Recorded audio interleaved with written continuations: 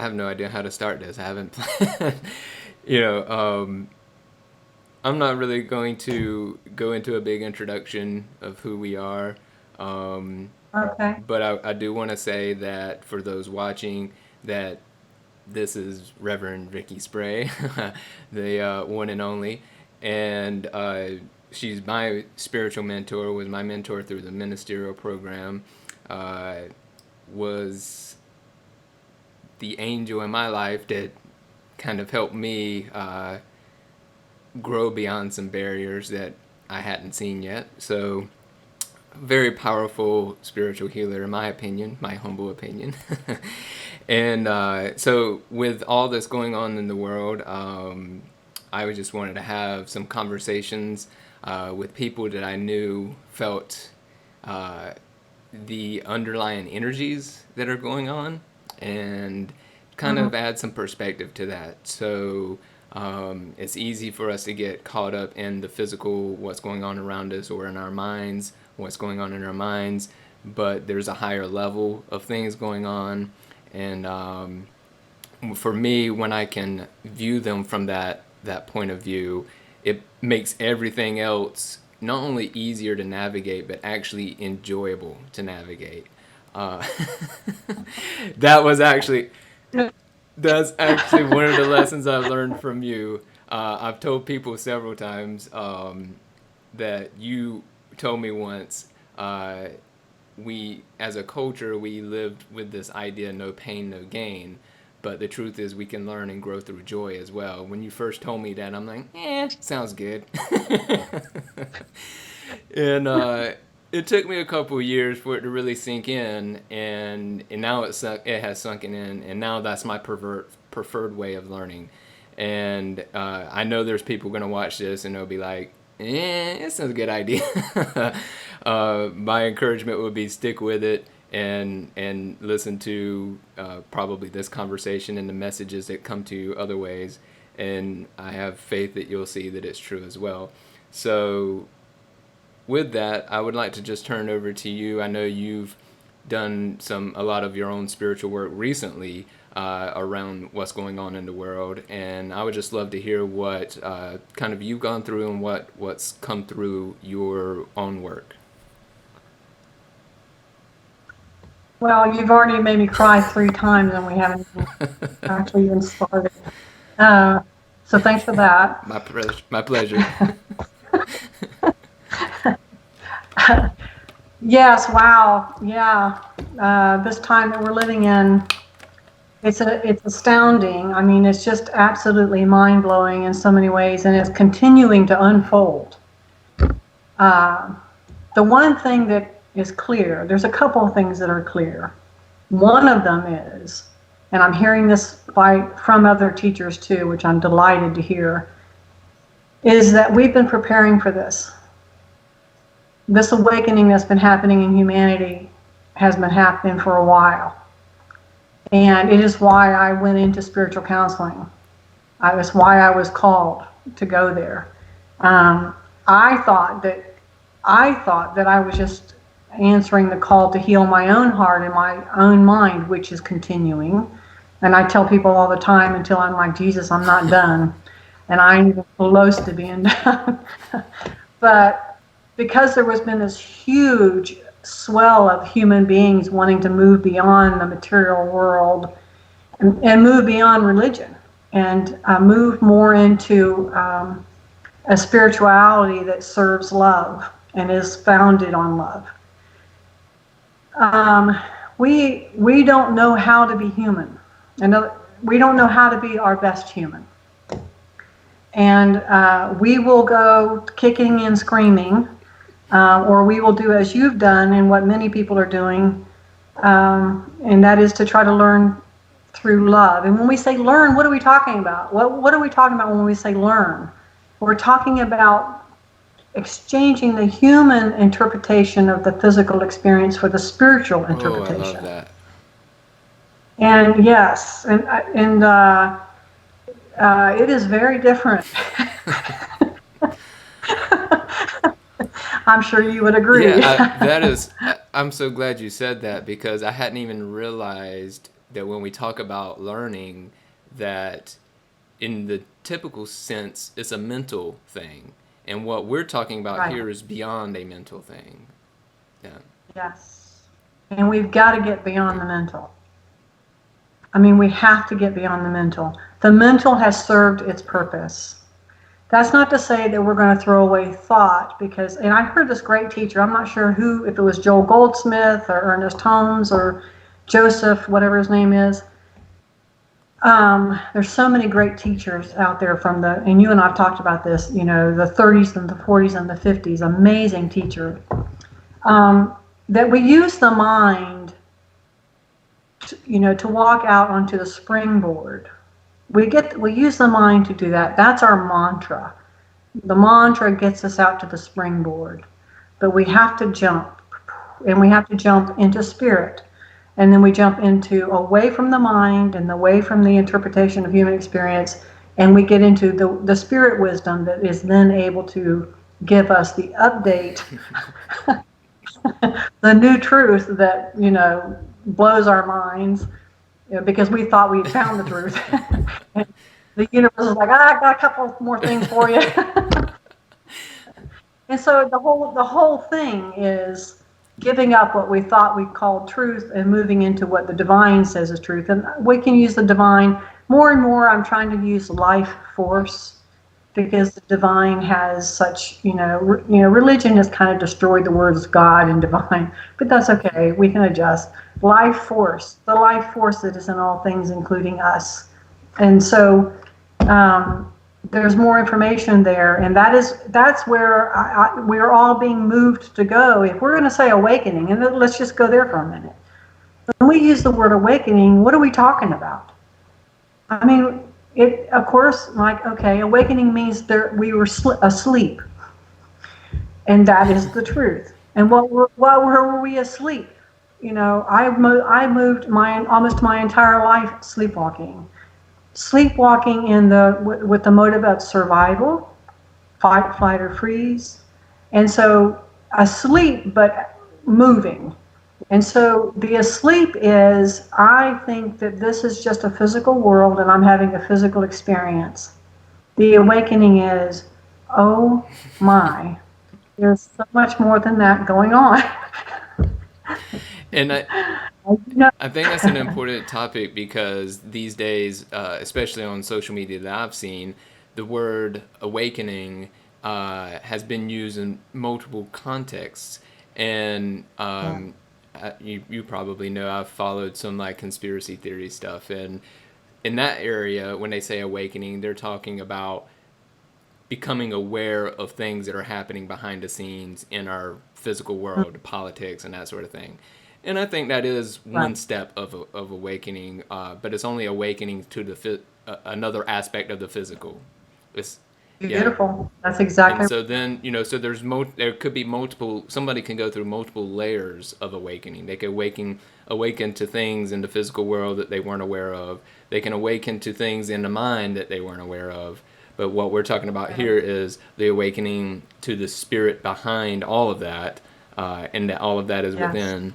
So that's one of the things I've found in my own spiritual journey and study, is that a lot of these words are used in so many different ways that it's really hard to communicate these ideas unless we defined exactly what we're talking about. Yes. They're pointers. Words are pointers. And I like what you said about the layers, because, in the spiritual community, we've used the metaphor as an onion. And because there are so many layers, and one of the biggest challenges in the spiritual, healing the mind, healing the heart, is that we get so disconcerted because we feel like we've already healed that. I've already healed my trauma. I've already healed my animosity toward my mother or my father. I've already done that, done it, and I've forgiven and I've moved on. But we find out, oh my goodness, alas, There's more. And so I've used the metaphor of the avocado. And the reason I've used it is because we go and it almost takes 2 years just to wake up, or to wake up. I mean, in AA, they say just to get your head above water, because, the habit, the pattern, the addiction to being asleep is so powerful. You know, 2 years in, you're like, oh my goodness, there's something more. And then you start finding out really what your spirit is calling you to do, and that is the deepest healing, and that is to know that there's unconditional love for you from this life force, and nothing can ever take that away from you again. But, and that hard core is the protection that we grabbed onto as children, because between 0 and 7, we make up our minds who we are. We have to, because we're wired for survival. So we got to get this stuff figured out, and we always get it figured out wrong because we can't know how this all works as children. And so, but we harden our hearts because we have to. We have to shut that down, because we can't survive living in a dysfunctional world with a soft heart. So we crust over and we harden our hearts against ourselves and others. And the spirit, then, the life force it is like, we're going to go there. Well, before we go further, I don't want us to skim over that so quickly. You said harden our hearts against ourselves and others. So let's make sure we hear that. Yeah.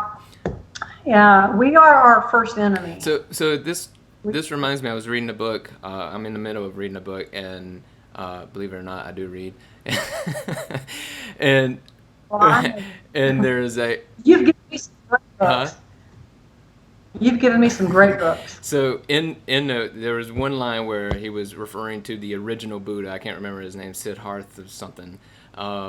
And when he came out of his moment of enlightenment, I guess you could say, and had seen clearly the path to move beyond suffering, he said that he was quoted as saying something along the lines of, it wasn't the path and the way there that was impressive. It was the fact that state even existed, that freedom from suffering even existed.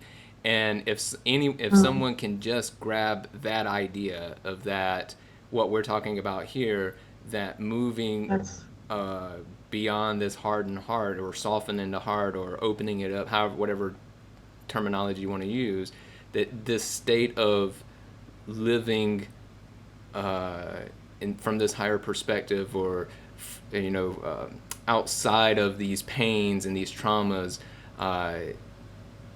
even if just to believe that state exists and is the most powerful part. Because if you have that, you'll find the path, but you have to believe that that's possible to find the path. I like that. I love that a lot. Yeah, it is the hope. It is the hope that Spirit dangles in front of us. And it says, there's something here for you that you didn't even know existed. I've noticed in the last year or so with my clients, I've been using the word emancipation. But to go back to the hardened heart, children, I mean, this is why Jesus said, I always picture Jesus, sitting on a rock, and the crowds of tall people standing around, and the little children trying to get to Jesus through the knees and through the ankles and find out who this man is, and the tall people are like, go away and go throw a rock somewhere. And Jesus says, suffer the children, let them come on to me, because you have to become like a child in order to inherit the kingdom of God. And so go, become like a child again, which is our terror. That is the thing that we are the most afraid of, to become like a child again. Because if we do, then we're vulnerable again. The best kept secret is that when you go back there and you reclaim that little child, once you reclaim her or him or them, there's no one that can ever take that away from you again. No one can ever convince you that you're not enough once you've reclaimed your enoughness. And that reminds me of the and I'm not a biblical scholar, so I'll probably misdo this, but the prodigal son story, of leaving Yes. home on his Yes. own will, thinking he had a better way, Yes. and then ended up coming Yes. back. And that is a representation of this spiritual journey. And what you're talking about is just a version of that. We Absolutely. leave that childhood behind thinking there's a better way, only to find that it was that natural excitement and curiosity and love for life and that openness in our heart that made it so great. And it's the coming back to Oh, that. that's so beautiful. Oh my God, I've heard that. I've heard the prodigal son story be told 1,000 different ways, but I have never heard it told like it was reclaiming the child. Well, I hadn't thought of it until Thank you you. just said that. Well, that's how this stuff kind of Yeah, works. I, you know. and that's something I've was talking to my nephew about recently is how these ideas or these spiritual principles or stories, they have at minimum three levels of understanding, and At yeah, minimum. as a minimum. And so if you haven't recognized three ways to interpret the story, there's more to there's more to interpret. There's more to learn from it. And I'm sure the prodigal son for me still has more layers to it, but it's cropped up a few times for me in recent Mm, times. So. I'm writing that down about the prodigal son child stuff. Thank You're you. welcome. That's really good. Um, and it fits so perfectly in our conversation about human awakening. Um, and and what's happening in our world today. And so this is one of the things that's been really, really, I feel like a download, is that just like the human individual journey kind of requires that in the prodigal son story, he ends up, his awakening is that he's feeding the pigs and he's sleeping with the pigs, and he's like, why am I doing this? I could be at my father's home, being fed and underneath a nice roof. And so he wakes up in the pigsty, and that's usually how the individual journey, is our awakening as well. Whenever somebody calls me, it is because they are having an awakening process, and as Oprah Winfrey calls it, the 2x4 upside the head. It's the divorce, it's the car wreck, it's the illness, it's the thing that takes us out and puts us down, and we have to give up all of our little goodies that we've been using as a way to survive, because we cannot hold on to our defense mechanisms and our lies to ourselves and the hardness of our heart against ourselves and still continue to live. And so that 2x4 is a gift. It is a gift.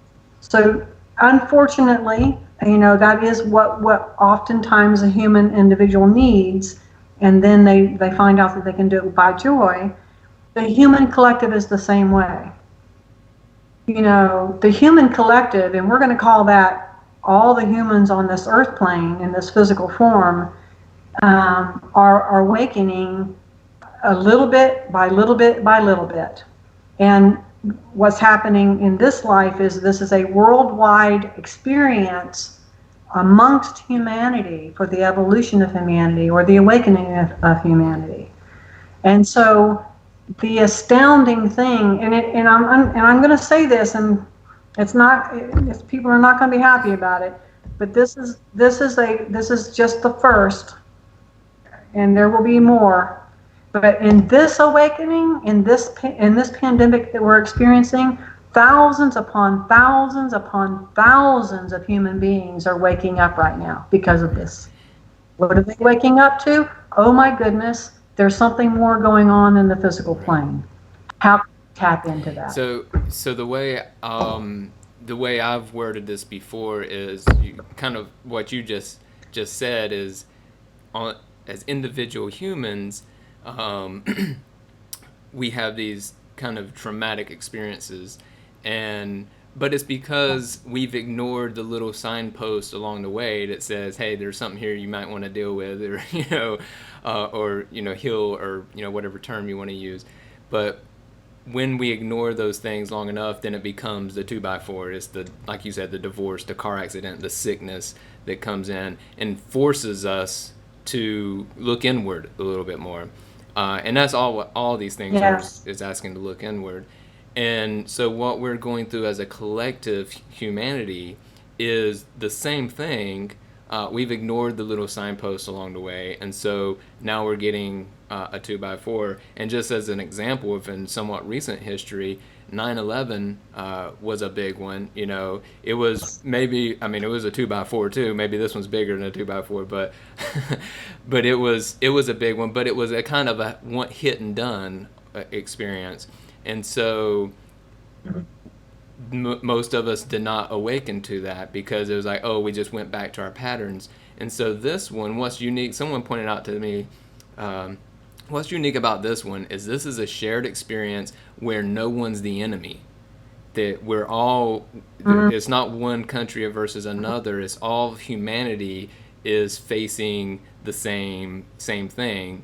And so not only is it a shared experience, but there's a built-in unity to it. I And love with that. the nature of it, it's sustained, and so it's forcing us to stay in it longer versus a one and done. And like you said, Yes. I've heard others as well, different sources saying the same thing, that the messages they're getting is this is just the first wave of this, and it's gonna be a continual thing for probably the next 2 years. And the more of us who can uh, start working on that higher plane now, the smoother the rest of it will be, and the more enjoyable it can be, Yes. because it doesn't, yeah, it God, doesn't yes. have to be, even though it's seen in the physical as a bad thing, it actually doesn't have to be a bad thing when we're operating from that level. And so instead of going through this growth, fighting and screaming, like you said earlier, we can go through it with almost a sense of wonder that how powerful the unseen world is able to manifest in the physical world to give us this. So, like you said, the gift. And most people, when they go through a major experience in their personal life, when they come out, they tell you it was a gift. They're so thankful for it. Yeah. So true. So true. So true. I love that. First of all, my goodness gracious, I am so grateful for social media. You know, I understand why a lot of the communist countries shut that down, because there's a oneness to being able to share the grandchild playing the guitar for the grandfather that's, you know, in the TV screen, and the dancing, and the applauding the healthcare providers and all the stuff. I mean, my heart has just been breaking with joy, you know, ever since this stuff happened. I've had my moments, don't get me wrong, I've had my moments. And because I don't like to suffer, I'm using those moments to make myself go deeper and make myself remember what's actually happening, because I'll forget. You know, I'll see the suffering and then I'll forget, you know, what this is all about. I wanted to say that I love your point about the whole enemy thing and how this touches everybody. You know, this cannot be politicized as easily as 9/11. You know, we can, you know, I've heard stuff, you know, blame China, blame this person, blah, blah, blah, because humans need an enemy until they don't. Which brings me to why people are so hesitant to go within. You know, it took me years to finally get this, that why don't we go in? We don't go in because we think there's an enemy there. Because there is. And who is the enemy? It's the bully mind. It's the mind that says you're not good enough. And so we will go out into the world and say, tell me I'm good enough, tell me I'm good enough, how about now, how about now? Or we'll go to a lover, or we'll go to money, or we'll go to buying a new car. How about now? Am I enough? How about now? And when that's why we need the 2x4, because, you know, we keep trying to go out there into the external world to make us feel worthy, so that, and then we just wring that dry, find out that doesn't work. And then we have to go. We have to go to the enemy. And we find out that there's not an enemy. I mean, there is an enemy, but it's a false enemy. You know, for the story, and I've told this story a lot, and I love it so much, and it's helped so many people, about the woman who goes off on a journey, and she comes back and she opens up the door. And in her home are thousands upon thousands of demons. And they're flying around, flying around, flying around. and she tilts her head back and starts laughing. And as soon as the demons hear her laughter, they start hauling ass out the back door, out the windows, until the very last one is left, and it's the biggest one of them all. And it stands in the living room, and it's not going anywhere. It's there to stay. So she walks up to the demon, and the demon opens its mouth, and she puts her head in its mouth, and the demon disappears. And that's what we have to do. That's why we have to go inside, because there's a false demon telling us that we're not good enough in 1,000 So would you different say ways. would you say the act of her putting her head in his mouth is symbolic of I'm not afraid of you, like you don't exist, kind of? Okay. So That's right. You are an that illusion. reminds me of the old Wizard of Oz movie that used to come on TV. And the man behind the curtain, he's Yes. putting on this big show of being this scary guy, but really behind the curtain, he's a soft, lovable, caring guy. And it was all a protection, and I'm only now realizing that that's a metaphor for this as well. It most definitely is. And it's really kind of what we all Right. do. You know, and so you could imagine, you decide who you are between 0 and 7, and most of us decide that we're not good enough because that's what we do. We feel the magnitude of how our smallness and the realm of dysfunctional tall people, and then we have to go to kindergarten. Okay, well, there's some crazy ass shit that happens at kindergarten. Right. Okay. And then first grade, second grade, third grade. And so we have to find a way to cope with all that. And most of us put on a facade. So now, not only do we feel like there's a monster inside and we're not good enough, but now we're behind a wall, desperately wanting to be loved. And so you can see, why it's so hard to surrender to the call of the Spirit to wake your ass up. We can understand. But let's just go ahead and do it. And I'm going to say something else too, Kevin. This is important. Another reason that a lot of people have been afraid to wake up is like, not only is there a monster inside of me, but, who I'm going to lose people. I'm going to lose my family. I'm going to lose my friends. My whole world is going to be disrupted, and I'm not going to have any support. And, the thing is, a lot of people don't have support. That is they're using this new awakening. Let me go back on that. People are leaving the churches because they're understanding that there's a message there that's enforcing I'm not good enough, and that love is conditional. And so their spirit leaves the organized religion. Then there they are. Where are they going to go now? And now they're carrying around this sense of unworthiness and a fraud, and they're alone, and they're trying to wake up. That's why we need more spiritual counselors. I like I And like the phrase, um, though we have to walk the path ourselves, we're not alone. And so I think right, that's the role of the spiritual counselor is I'm going to walk beside you. I can't take the steps for you, but I can that's walk right. beside you so you're not alone. And uh, you know, I don't know. That's how I understand it. Love that. And I'm with you. I'm the same way. I mean, I you know, there is nothing I can do for anybody who comes to see me except for show them who they are. That's all I can do. I mean, I'm not creating who they are. I'm not manufacturing it. It's already there. It's already there. It's just that it's just covered over by fear and the bully and the dysfunctional world that they've been born into. And I've heard these lessons before. I had my And awakening, if you want to call it so, um, and they planted a seed, even though I didn't really believe them. I guess on a mental level, and right. and so I think what I would like for people to hear is when I say that, what I'm trying to say is even if for some reason you don't feel connected with that idea right now of, um, you know, awakening to your true self, going within, uncovering the Yeah. layers that has hidden who you are. It's always been there. It's never gone. Yeah. But if you're Yes. hearing that and you're like, I don't know what that means, I don't know if that's me, then Yeah. It sounds let foreign. that be a seed, because I promise you it's true. Um, and practically anybody, most people would tell you that. Um,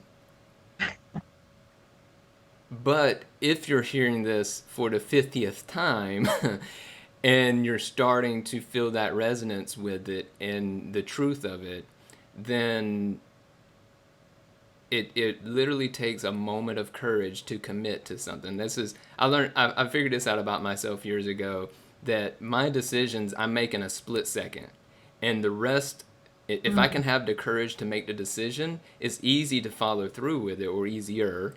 But it's that moment of Yeah. decision that's tough. And what I was referring to years ago was getting out of bed. If I can make that decision to put my feet on the floor, I'll get up and I'll go do stuff.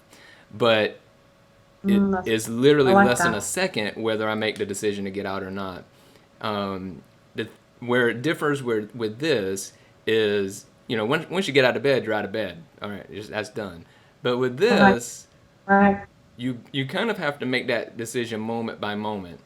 I was having a conversation with my nephew about this. We were talking about that, the feeling of that creative energy flowing through you. That if you're a writer, you've probably experienced it, but somebody who's a painter or a musician has experienced it as well.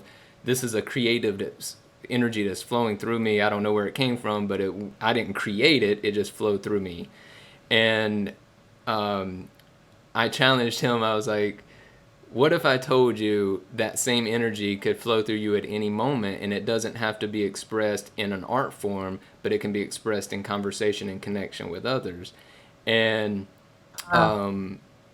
and so where this is headed is that we have to choose to be open and vulnerable for that to flow through, but it can flow through at any moment, but we have to choose each moment. So this moment I'm having a conversation with you, and 5 minutes ago when I was paused while you were talking, that was a different moment. So at each of those moments, I have to choose to open and let it flow through. And we can do the same with our family and our friends, or even on social media when we see a post that is triggering something in us. We can, Mhm. if we can make that moment of choice to open up to vulnerability. And it's really not vulnerability. This is what I told my nephew. Is like, once I've opened, I don't feel vulnerable. I feel Ah, so empowered, mm, because I know that what's coming through me is the greatest degree of good, the greatest degree of love, the greatest degree of whatever you want to use that I could possibly offer. And instead of me feeling vulnerable, now I feel that I'm adding something good to whatever's happening. But there's a moment of vulnerability before I open up that I feel. And if I can have the courage to just open up, then it's literally like meadows of flowers. It feels that beautiful sunshine on your faces. So, anyways, yeah, if you're feeling that, the truth of this message of the true you, the that's hidden behind the hardened heart, um, try and when you think of it, to have that moment of courage, and just see what happens. you know, what you're pointing to is the two eyes. Can you elaborate? You know, the eye. Oh, I'd love to. All right, well, let's do it. Thank you. um, so the two eyes, you know, the eye of the hardened heart is the fearful self.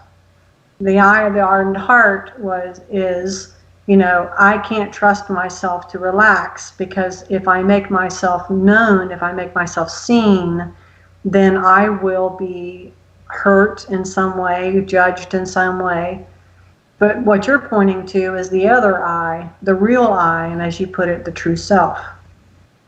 if we could see that the true self is the life force that makes the meadow of those flowers bloom, and that is the thing that is making the writing get on the table, on the tablet, and the art being created, the music, and the conversations that can occur, then the eye that we the eye that gets us out of the pig pen and back to the home of safety and security.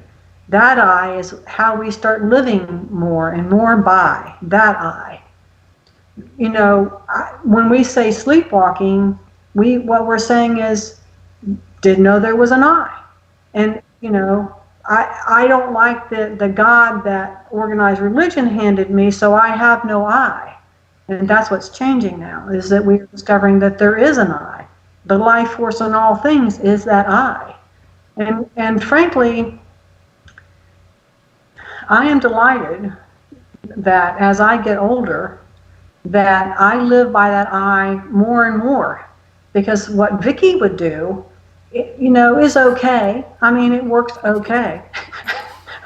But oh my God, you know, when I speak from that wisdom and that energy, I'm tapping into the life force that knows all things. And so that's my preference Right. these days. And And I'm not consistent. I'm not consistent. And I don't expect myself to be consistent. I mean, I go back to bed and put my blankie over my head sometimes. So, and I advise people to do that. Go back to bed, put the blankie over your head, and then when you feel better, come out. Because we need to have that downtime, because being human in physical form is a challenge. Being human in a physical form with the idea that you're less than or not enough is travesty. no, I'm gonna that's shut not up good, but now. that was so good. Um, so I've noticed that a lot of books I read, a lot of spiritual teachers I follow and listen to, um, we try to put into words these experiences that are literally beyond words. And words are True. a physical form that we're trying to use as symbols to express something much deeper, much more complex. Yes. So my best advice for someone who resonates with this message is to do things that you feel will lead you to your own experience, because once you've have your own experience, you don't need someone to explain it what it's like. and and so there's a lot of different methods to, some people tout meditation, some tout yoga, some tout this religion or this teacher or this teacher. And that's because that's what worked for them.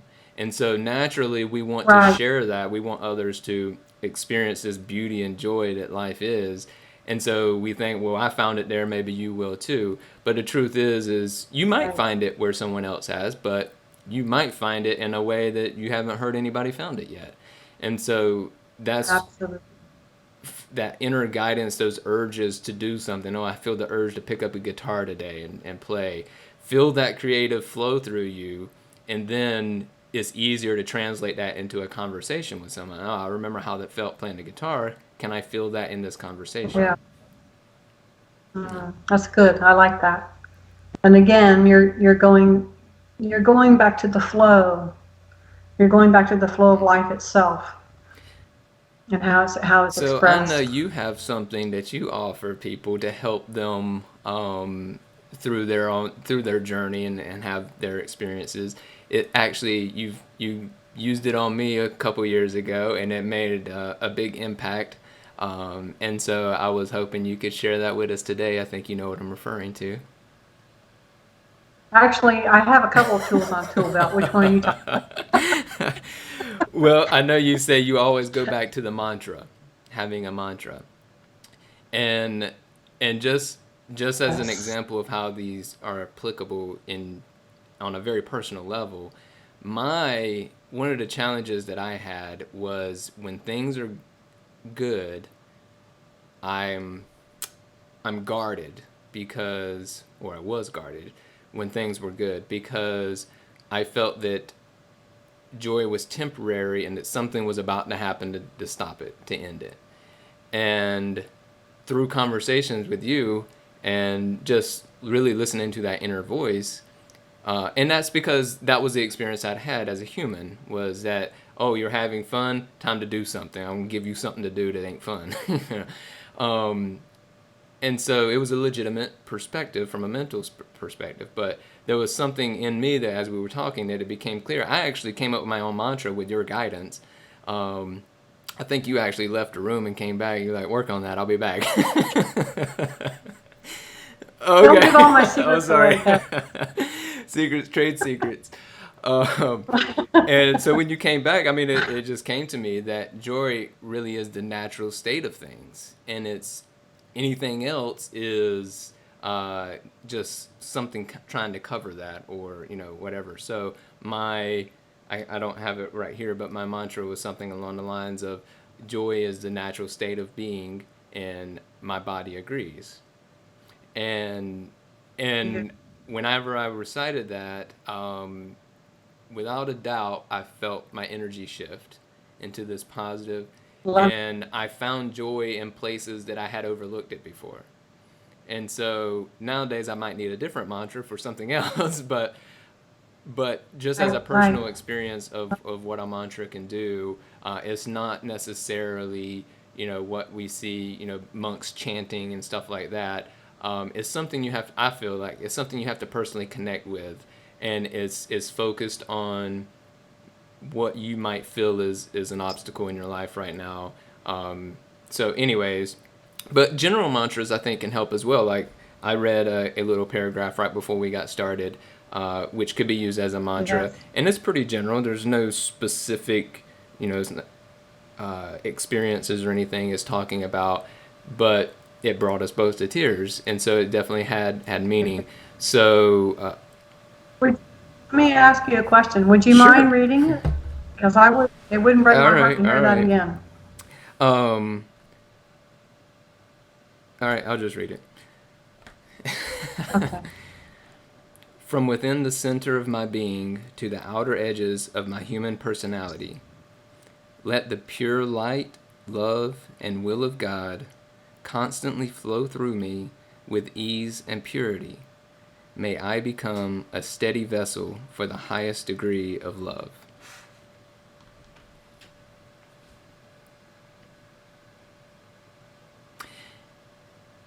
And it seems to bring the spirit, or the divine or that life force into the moment. Yeah. And for those who may not be familiar with the terms, the light, love, and will of God, those also can be referred to. Light is also referred to as wisdom or knowledge. Love is love, but it's this unconditional. I've been reading about unconditional love and how it's a misnomer, but it's this unconditional connection and appreciation and all those things of others. And then the will of God is what we're talking about here, these bigger, larger things behind unseen energies at work that are these transformations that are happening. Instead of me doing things that combat that, let me be in alignment with it, which is why I'm doing these conversations. Beautiful, beautiful. You mentioned the mantra thing. To me, that is the portal into what the Spirit is trying to bring into the manifested world. If you think about it, and Louise Hay talked about affirmations, which they're really essentially the same thing. We are affirming a truth that we have made up our mind about a long time ago, before we even knew, what was what. So at 6 years old, we decide, oh, I know what the problem is. I'm not good enough. I'm insignificant. I'm deficient in some way. Make up our mind about that. And so we continually have that mantra over and over in our head. We're having 60 to 70,000 thoughts a day. That's most of what we're saying to ourselves. So we have to rewire the brain to get lined up with the Spirit. Because the Spirit is like, never bought into that. I never for 1 second bought into the fact that you're not good enough. Not for even a mini little second. Not even a little bit. So the mind has got to get back into the spirit point of view. And so that's, I believe the mantras are the most important thing that we can possibly do for ourselves, because then it gets into our body. You know, the mantras get us to be able to have a fuller capacity for joy. You know, when we have a hardened place inside of us, we can't afford to feel the ultimate joy for just any longer but than a split second. And now we lost our guard and we're like, oh my God, I forgot, there's a sunset. And then we're like, shut it down, shut it down. I'm not saying, I can hear it coming over the intercom right now. Shut her down, shut her down. Danger, danger, danger. There's too much awe, there's too much reverence. So the mantra gets us to change our mind. It prunes off thought synapses in our brains that have created a pattern of behavior in our life. And we're the ones who do it. We are our savior. We are it. You know, I tell people all the time, you know, that we internalize here's what I say. We internalize the interpretation of the tall person's actions as having to do with us. Okay? And so we become the prisoner in that moment. We internalize the interpretation of what they did. If they yell at us, and God knows all parents yell at their children at least once, and it only takes once for the little human to say, I suck. And so now we're the prisoner. And we're also the prison, where I picture a cage, where somebody's in the cage. We're the prison cage, we're the prison door, we're the prison guard, and we're the prison key. We are it. You know, I have people say to me, you know, well, I just need, if my father would just apologize. And I'm like, yeah, no. It would feel good for a second. It would feel great. You would feel validated that he saw the errors of his ways. But it doesn't work because you've internalized it. And so the mind, absolutely. It is an identity now that you're trying to heal by getting the external people to love you, or you're constantly bullying yourself because you don't living up to your standards. So it's hell. And I know because I've lived most of my life in it.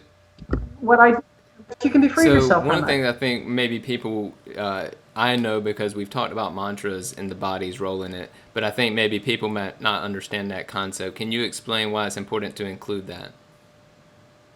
Yeah, thank you for that. Yes, it is so important. It was a download, and it got me out of a little bit more of my hell. And that is that when we say a mantra, we are declaring the opposite of what our wounded mind came up with.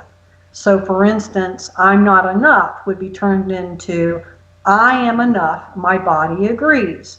So when I do that, and I need to do it as many times, I wrote a prescription for somebody one time, say this 1,000 times a day, doctor's orders. And then she sent me the math about how many, so anyway, so when the mantra is said, now the mind is over here lined up with the spirit.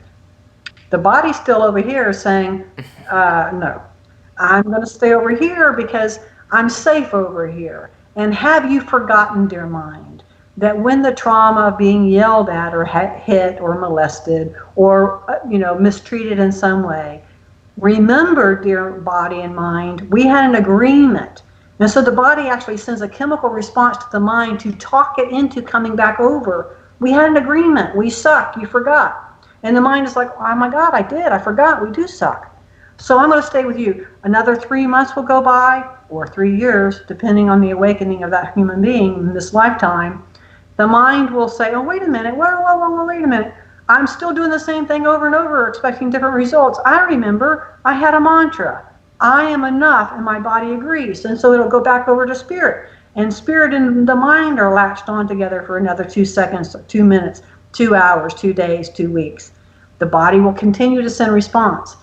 So it takes practice. It takes practice to rewire the brain And thank goodness for plasticity. The divine set that up. Thank you. You know, we stand a chance. So we rewired the mind, and now the body, I used to think that the body did not want to come over, and I was completely wrong.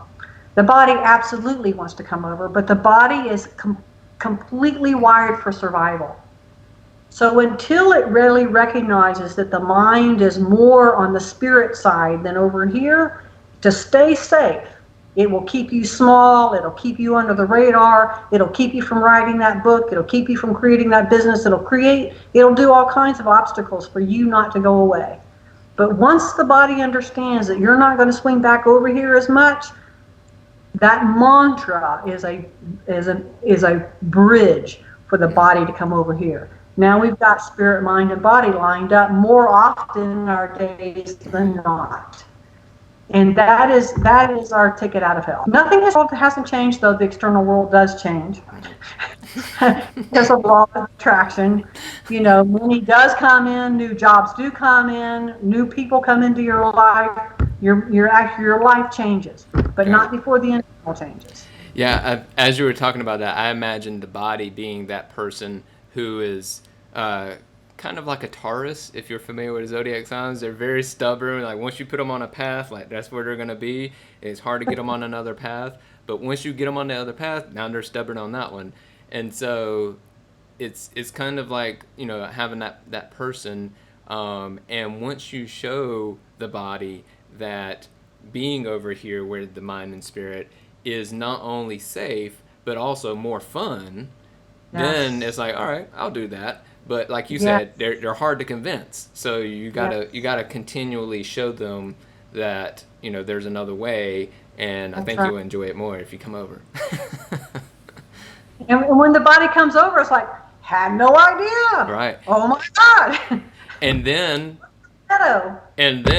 there could be, all right, let's move to step 2, another movement over, because we have, we're not just, it's not one issue that we're dealing with, except what you said, identifying the true self. So if our mantra is bridging us to that true self, then it is one alignment. That's all that's needed. And I've experienced this myself where, there's a lot of programs and things for working through trauma and all that, but I found in my own experience that once I'm living in that alignment, and like you said, you're kind of in and out, it's not like you're there all the time, but when I'm in that alignment, the healing is done. Like I don't have to heal all these individual things. That's right. The rest of it kind of takes care of itself when I'm in that inner, what I call in that flow or in that alignment with the original spirit or life force. I know. It's the best kept secret. Yeah. Louise Hay had the most simple thing: love yourself. Right. And thousands upon thousands of people's lives were changed from that simple, unique expression of what's actually possible. Right. And I do not have a degree, an academic degree. The only thing I have behind my words is God, and I don't even need that anymore. And the way my technique in helping people is exactly what you said. It's just, people come into me all the time. It's this, it's that, it's this or that, and I'm like, yeah, well, okay, but really, it's just this. Right.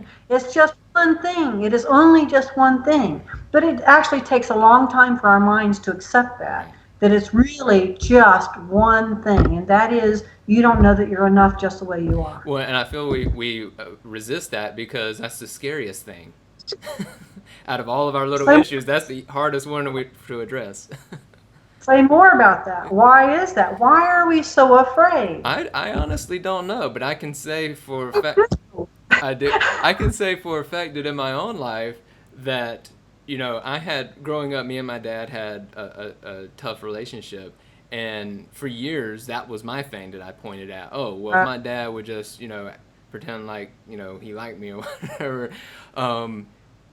But so it was easier to focus on that. But whenever I might pause for a second to look at myself and be like, well, you're still a part of that equation. So what is it in you that's I'm like, no, no, no, no, no, it's him. All right. It's him. But to finish that story, as soon as I became in alignment, that relationship healed itself. And it's crazy. It's crazy. These external things you're talking about, that they do change. Yes. Yes. It's amazing. But yeah, I don't know. I still don't know why it's the scariest thing. Maybe you can tell me. I do know. It took me years to figure it out. I mean, seriously, Marianne Williamson's thing that, it's whatever. I'm going to paraphrase it terribly. We're afraid of our magnificence. But it's like, why are we afraid of our magnificence? Why is that? It's because we came here into human form, in the physical form, knowing our magnificence. Problem, when you come into the physical form, now your attention is moving toward the physical and the spirit. This is why children, at 5 or 6 stop seeing other, their friends, or they stop tapping the spirit, their imaginary friends, because their focus is now on the physical. Yep. Okay? If you're going to be focused on the physical, you got to play the physical game, and that means you have to play the physical game with the people who can drive and who are feeding you. And those are not enlightened people. There are more of us are coming about, and it's not because they're bad people. They're just like everybody else, sleepwalking into the physical world, making money, paying the mortgage, getting these kids fed, and trying not to kill them. So they're busy. And so the child taps into that energy of physical focus, and they leave the spirit. So when they leave their spirit, they leave their magnificence. They have to, because when the child says, aren't I magnificent? And the father just got fired from his job, and his father told him he was an asshole, he's not going to see how magnificent you are. And now you're going to start seeing yourself through his eyes, which are from the human's point of view and from the unawakened point of view. So when the invitation for enlightenment and awakening occur, we feel ourselves start moving back toward that magnificence. And we're like, squirrel! Maybe I'll do this over here. Oh, I'll go do this over here. I'll get this vacation, buy this truck, move this house, get a new girlfriend, whatever. Another 5-10 years goes by, but spirit is relentless. Spirit is like, this lifetime you're going to get closer. How's that sound to you?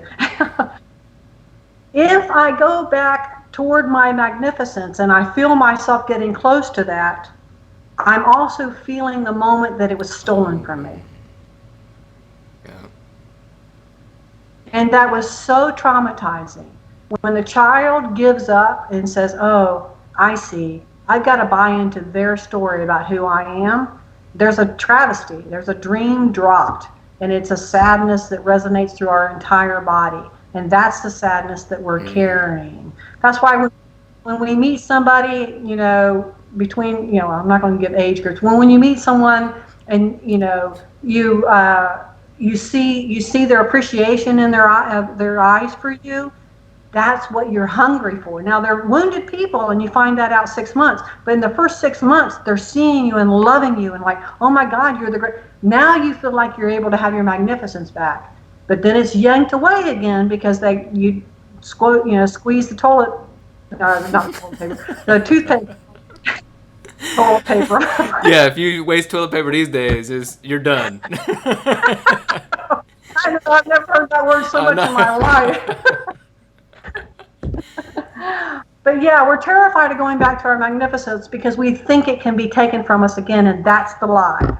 Once you reclaim it and you know it's yours, you've got the key in your hand, you open yourself the door of the prison, you're out of the prison, nobody can put you back. It doesn't mean that the world won't try to nudge you, and it doesn't mean that the bully inside will still nudge you. That's okay. It's enough contrast to make you go deeper and deeper and deeper and deeper.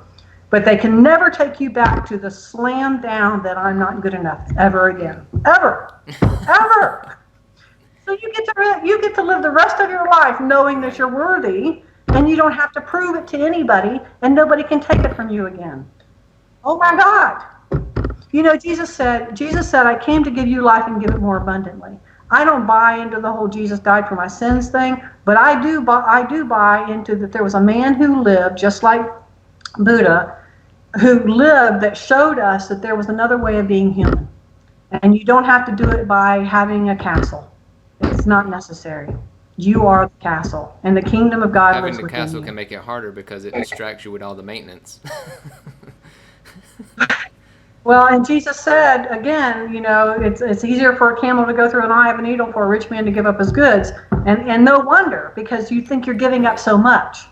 You know, I can't give my castle up. My God, who am I without my castle?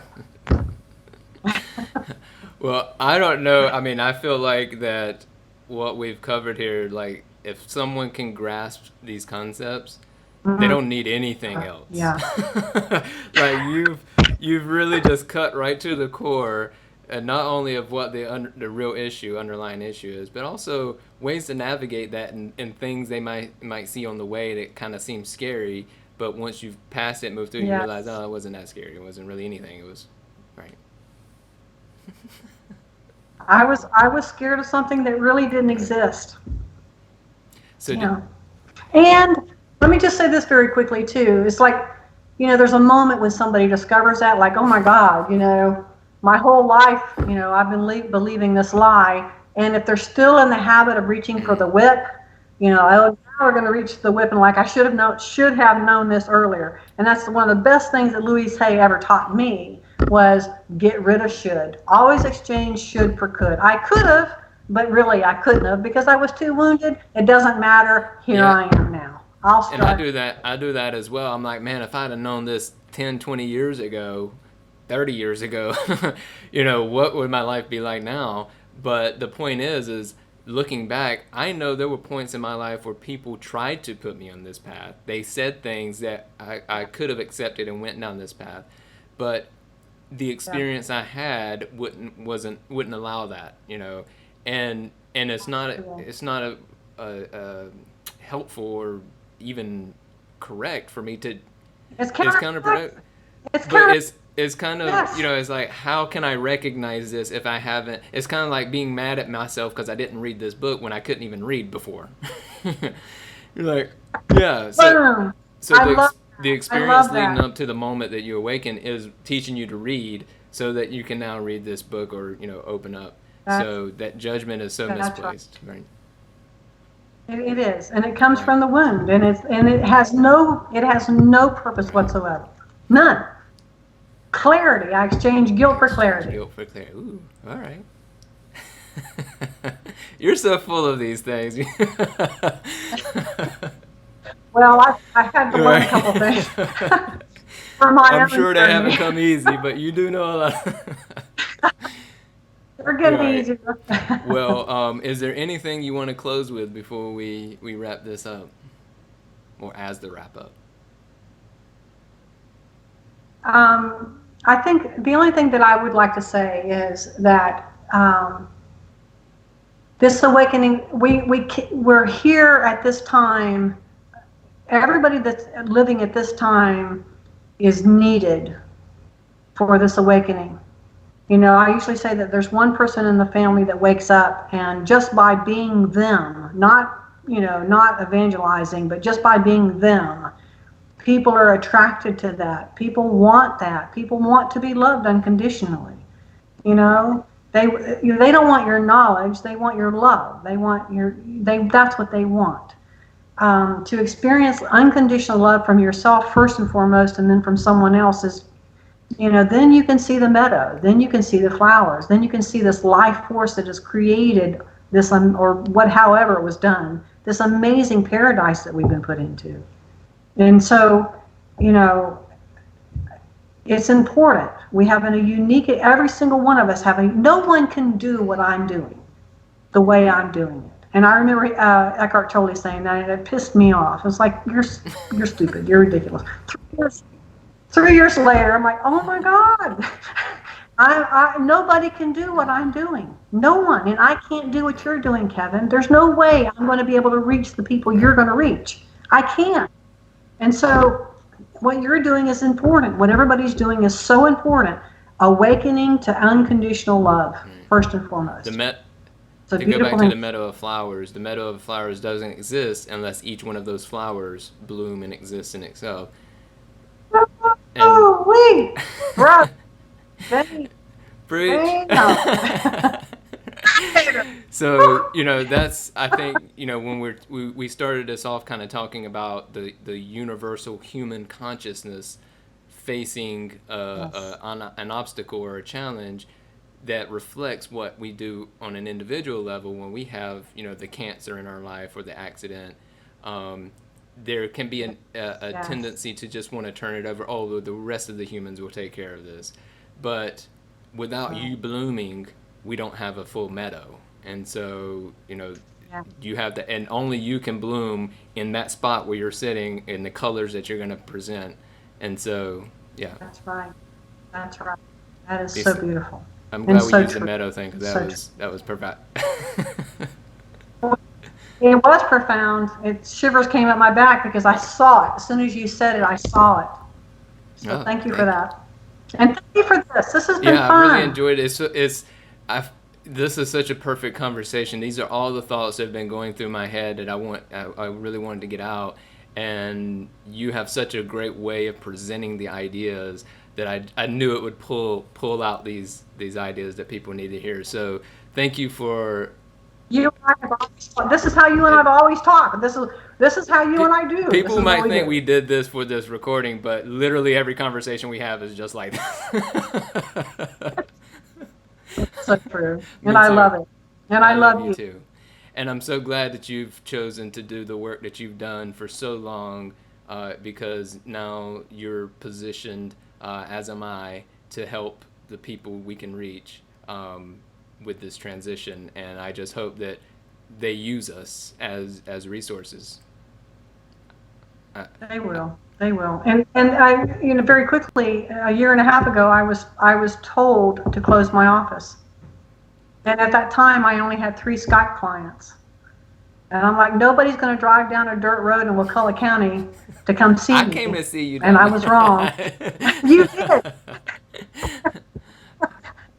And here we are. And this is how I'm able to stay afloat, is by doing this work via Skype. It's astounding. The divine saw it coming. Right.